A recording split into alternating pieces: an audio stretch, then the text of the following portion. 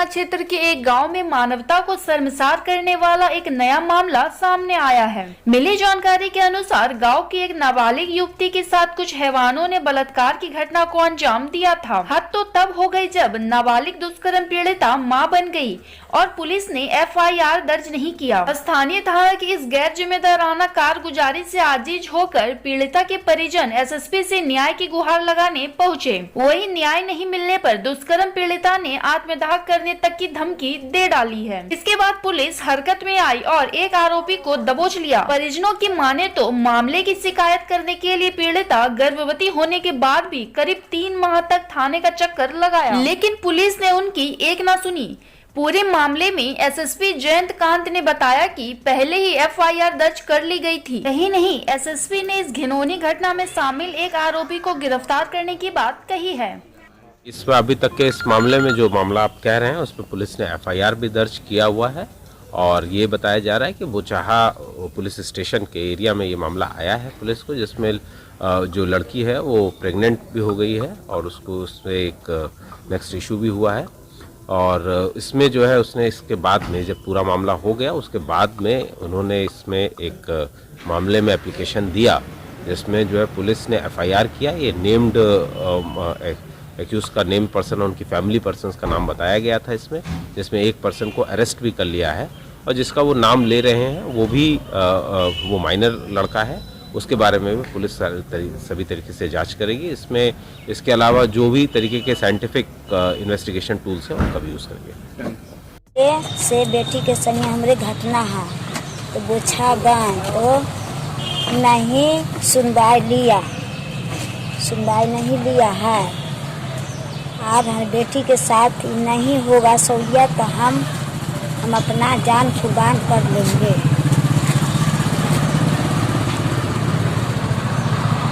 आपको कैसे पता चला कि बेटी के साथ कुछ हुआ? कुछ हुआ कि बहुत दिन के बाद ना सो देखा कि बच्चा कुछ तो मालूम चला तो पूछा तो कैसे फैज का बेटा माँ ऐसे करा हमको।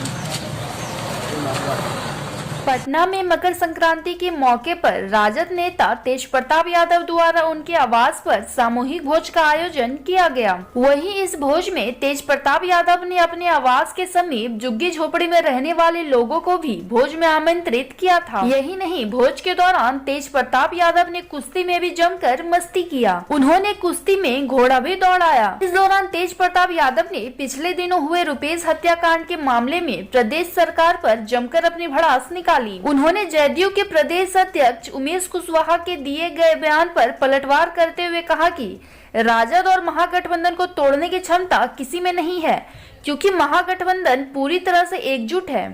भैया पीछे आइए ना, न्यूज हाथ थोड़ा पीछे कर लोगों में घरवा इसको टाइट करो ना जी। कहाँ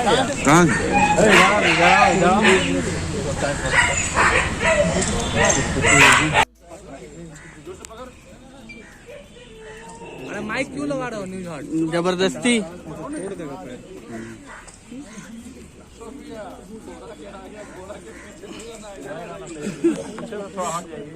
हट जा भाई।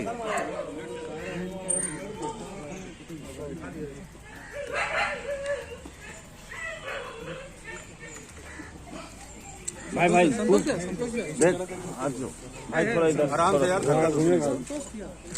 हाँ इधर सामने इधर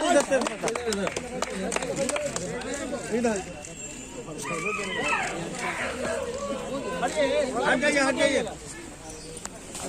उधर से आवाज जाओ। रास्ते लग गया। हट जाए ना, भीड़ मत लगाओ।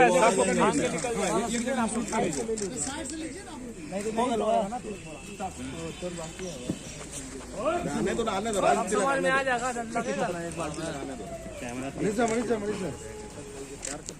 इस तरह से यहाँ पर सवार हैं, देखेंगे कि ये तमाम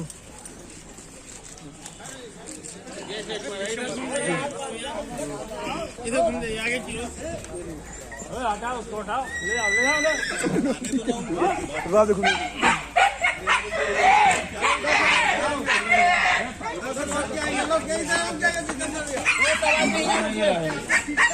कि मकर संक्रांति के बाद आरजेडी में टूट हो जाएगी, तो क्या लग रहा है आपको? सवाल कैसे देखते हैं? पहले तो बीजेपी और जेडीयू तो संभल नहीं रहा है। डबल इंजन की सरकार, डबल इंजन की जो गठबंधन है उसमें तो दरारें पैदा हो गई हैं। तो सब पूरे बिहार की जनता देख रही है कि किस तरीके से इन लोग का आपसी में पटरी नहीं खा रहा है, आपस में रोज न रोज लड़ाई हो रहा है।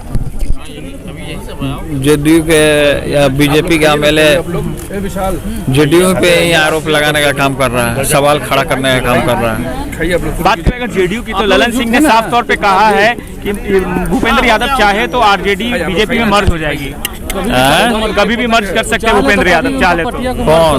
भूपेंद्र यादव चाहे तो मर्ज कर सकते हैं, ललन सिंह का कहना है। कहाँ मर्ज कर लेंगे? बीजेपी में आप लोग मर्ज हो जाएंगे? हो ही नहीं सकता, ऐसा हो ही नहीं सकता।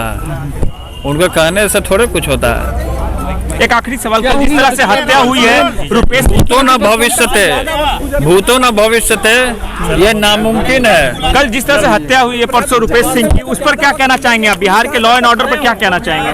लॉ एंड ऑर्डर फेल है, नीतीश कुमार फेल है, प्रशासन के लोग जो है पूरे तरीके से फेल है लॉ एंड ऑर्डर में, इसलिए रोज हत्या हो रहा है। रोज बैठक करने से नहीं होगा। आप जो रोज समीक्षा बैठक, फलना बैठक, चिलना बैठक करते हैं, उसका निष्कर्ष नहीं निकलता है आपका बैठक करने से। आप सुरक्षित महसूस करते हैं खुद को? आप सुरक्षित महसूस कर रहे हैं? कोई नहीं सुरक्षित महसूस कर सकता है जब इस तरीके की वारदात हो रही हैं। रुपेश सिंह जी की हत्या हो गई खुलेआम, सरकार हाथ पे हाथ धरे बैठी हुई है। कोई नहीं, आम आदमी तो आम आदमी है भाई, नेता लोग भी सुरक्षित नहीं है, बड़े लोग भी कोई सुरक्षित नहीं है। आपके हिसाब से बताइए। हमारे हिसाब से तो कंट्रोल करना चाहिए, सरकार को करना चाहिए। कैसे होगा? वो सरकार का जिम्मेवारी है ना, कैसे करेगा सरकार? ये सरकार से सवाल कीजिए आप। भागलपुर में वैश्विक महामारी कोरोना वायरस के संक्रमण काल में आयकर के बोझ तले दबे आयकर दाताओं के लिए आज सुकून वाली खबर आई है। ऐसे भारी भरकम टैक्स पेयर सिर्फ 35% राशि देकर कर्ज से छुटकारा पा सकते हैं। हालांकि आयकर दाताओं को यह मौका पहले ही दिया गया था, लेकिन तय समय बीतने के बाद इसे एक्सटेंशन मिल गया है। वहीं इस संबंध में प्रेस वार्ता के दौरान जानकारी देते हुए प्रमंडलीय राज्य आयकर अपर आयुक्त सत्येंद्र कुमार सिंह ने बताया कि भागलपुर प्रमंडल के अधीन आने वाले लखीसराय, मुंगेर, जमुई और भागलपुर के करदाता अपनी बाकी कुल राशि का 35% देकर इस कर्ज से मुक्ति पा सकते हैं। उन्होंने कहा कि आयकर वसूली के लिए विशेष शिविर का भी आयोजन किया गया है। प्रमंडलीय अपर आयकर आयुक्त सत्येंद्र कुमार सिंह की माने तो आयकर संग्रह के लिए सिर्फ भागलपुर शहरी क्षेत्र में 3 जगहों पर विशेष शिविर का आयोजन किया गया है। उसका हम लोगों ने, विभाग ने एक सेटलमेंट स्कीम लाया है, जिसके तहत निर्धारित कर 65%, 65% छोड़ दिया जाएगा, माफ कर मापने का छोड़ने की व्यवस्था है। इसके लिए हम लोगों ने शनिवार के दिन पूरे प्रमंडल में अपने 4 अंचल हैं हमारे, जमुई है, मुंगेर है, लखीसराय है और भागलपुर है। चारों अंचलों में शिविर लगाने की व्यवस्था की गई है और भागलपुर अंचल में अंचल कार्यालय में एक शिविर होगा। हाँ, ये हमारा अंचल कार्यालय भी है और 2 शिविर हम लोगों ने बाजार में लगाने की व्यवस्था की है। तिलका मांझी भागलपुर विश्वविद्यालय में गुरुवार की देर शाम स्नातक तृतीय पार्ट 1 की विज्ञान संकाय का रिजल्ट जारी हो गया है। वहीं प्रभारी कुलपति प्रोफेसर संजय चौधरी ने टीएनबी कॉलेज परिसर में अवस्थित अपने आवास से रिजल्ट जारी किया है।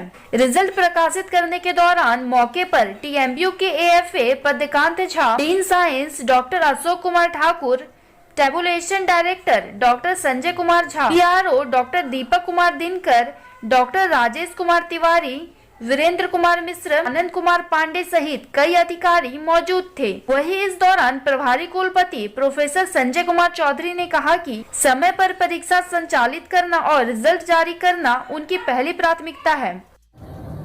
9 तारीख को परीक्षाएं समाप्त हुई हैं और 13 तारीख के अपराह्न 14 तारीख के अपराह्न में परीक्षाफल घोषित कर दिया। जी सर। बैचलर ऑफ साइंस का रिजल्ट आज 14 तारीख को हम लोग पब्लिश कर रहे हैं, जिसका कि प्रैक्टिकल का एग्जामिनेशन 9 तारीख को समाप्त हुआ था और अदर रिजल्ट भी 2 से 3 दिन में आने की पूरी संभावना है। आर्ट्स का बिहार के डिप्टी सीएम तारकिशोर प्रसाद मकर संक्रांति मनाने कटिहार पहुंचे। वहीं इस दौरान उन्होंने जल्द मंत्रिमंडल के विस्तार करने की बात कही है। यही नहीं, डिप्टी सीएम ने एनडीए में सब कुछ अच्छा होने का दावा किया है। ये देना है ना, मैं पूछता इस सब चीज पर हम लोग का भी आजाद है थोड़ा पूरा ये और कौन है कुछ जगह नहीं तो नहीं जाए आपने चला थोड़ा देखिए ना यार, हाँ खाते हुए देखना भी है। कहाँ से रवि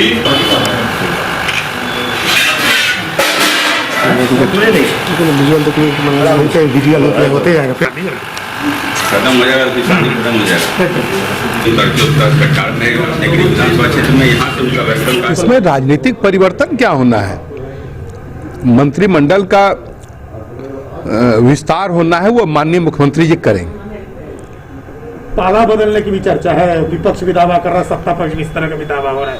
इस दावे में कितना दम देखते हैं?